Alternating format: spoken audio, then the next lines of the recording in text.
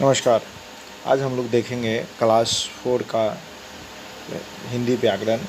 और इस हिंदी व्याकरण में जो पहला चैप्टर है उसका नाम है हमारी भाषा, आवर लैंग्वेज। सबसे पहले क्वेश्चन उठता है कि हमारी भाषा किसे कहते हैं और वो कितने प्रकार के होते हैं। ये देख लीजिए तस्वीर में, आप जैसा कि देख रहे होंगे, लिख कर बोलकर, संकेत दे कर के, इशारा करके, न्यूज़पेपर पढ़ करके, फ़ोन पे बात करने से और इशारा सांकेतिक दृष्टिकोण से, ये सारी चीज़ें जो हैं सो एक दूसरे का जो है जो भाव है, मन में जो विचार है उसको प्रकट करने की एक तरीका है। तो इस प्रकार हम देखते हैं कि भाषा जो है असल में विचारों का आदान प्रदान करने का जो माध्यम है, हम उसको भाषा कहते हैं। इस चित्र में अध्यापिका जो है कुछ बोल करके अपने बच्चों को कुछ समझाना चाह रही है।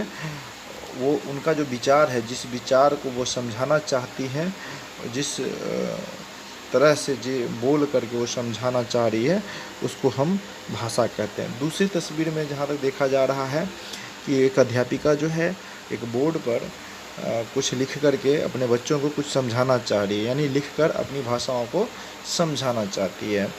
ये देख पा रहे हैं, पहली तस्वीर रेड कलर का जो निशान है उसमें बोलकर अपनी विचारों को दूसरे तक पहुंचा रही हैं, और दूसरा है जो नीला कलर का जो है सो येलो कलर का जो है सो निशान लगा हुआ है, उसमें अध्यापिका लिख करके अपनी विचार को बच्चों तक पहुंचाने का कार्य कर रही है। वो जो माध्यम है, लिखकर और बोलकर जो माध्यम है, उसी को हम भाषा कहते हैं। इसको इस प्रकार भी हम देख सकते हैं।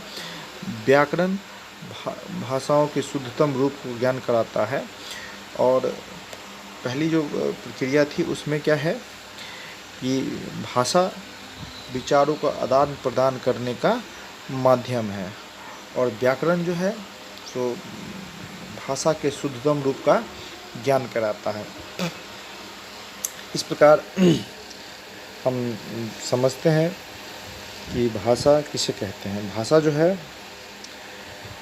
अपने विचारों का आदान प्रदान करने का एक माध्यम है, उसी माध्यम को हम भाषा कहते हैं। दूसरा क्वेश्चन उठता है, भाषा कितने प्रकार के होते हैं। भाषा मुख्यतः दो प्रकार के होते हैं। पहला मौखिक भाषा, दूसरा लिखित भाषा। मौखिक भाषा का मतलब तात्पर्य होता है अपने मन के विचार को बोलकर और प्रकट करना ही मौखिक भाषा कहलाता है। दूसरा है लिखित भाषा, अपने मन के विचारों को लिखकर प्रकट करना, उसे लिखित भाषा कहते हैं। कृपया करके हमारे इस चैनल को लाइक एंड शेयर करें, ताकि और भी अच्छे अच्छे वीडियोस आपके लिए बनाता रहूं। और नेक्स्ट जो है चैप्टर हमारा होगा, उस चैप्टर का नाम होगा वर्णमाला। इसको हम वर्णमाला को पढ़ेंगे। ये व्याकरण सीरीज़ में होगा। दूसरा मैथ के सीरीज़ में जो हम सुबह एक वीडियो अपलोड किए थे, उसमें जो है सब्ट्रैक्शन पढ़ाई होगी।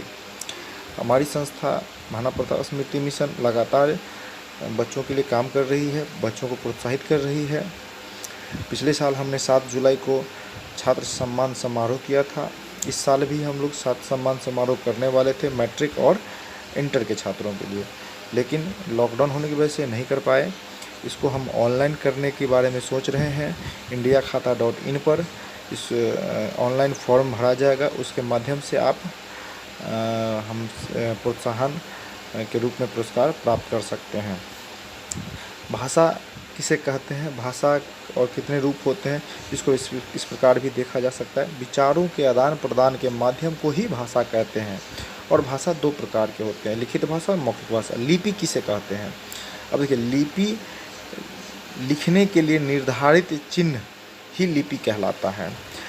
अंत में जाते जाते मैं आपको एक बात कहना चाहता हूँ, अगर आप सभी भाइयों को किसी को पेटीएम और KYC कराना हो तो हमसे संपर्क कर सकते हैं। हेमंत कुमार सिंह 8294541245। चलते चलते मैं एक बात कहना चाहता हूँ, बॉलीवुड के अंदर अंडरवर्ल्ड डॉन और अंडरवर्ल्ड का जो एक तरफा हुकूमत चलती है उसको समाप्त कर देना चाहिए, और श्री सुशांत कुमार की जो हत्या हुई है उसकी CBI जांच करने की मांग हम सभी भाइयों को करना चाहिए। बॉलीवुड में आतंकवाद और अंडरवर्ल्ड का जो डॉन का वर्चस्व है उसको ख़त्म करना चाहिए। सुशांत सिंह की हत्या हुई है, यह पप्पू भाई भी कह रहे हैं और बहुत सारे लोगों के मुंह से मैं ये बात सुन चुका हूँ। हमारे बिहार का जो गौरव सुशांत जी एक होनहार, बहुत अच्छे कलाकार थे। उनकी हत्या पे हम सभी भाइयों को मौन नहीं रहना चाहिए, अपने अपने स्तर पे इसका विरोध करना चाहिए। मैं भी अपना विरोध दर्ज कराना चाहता हूँ। जय हिंद, जय भारत। भाइयों, श्री सुशांत कुमार सिंह जी की आत्मा को शांति के लिए सीबीआई की जांच की मांग अवश्य करें। धन्यवाद।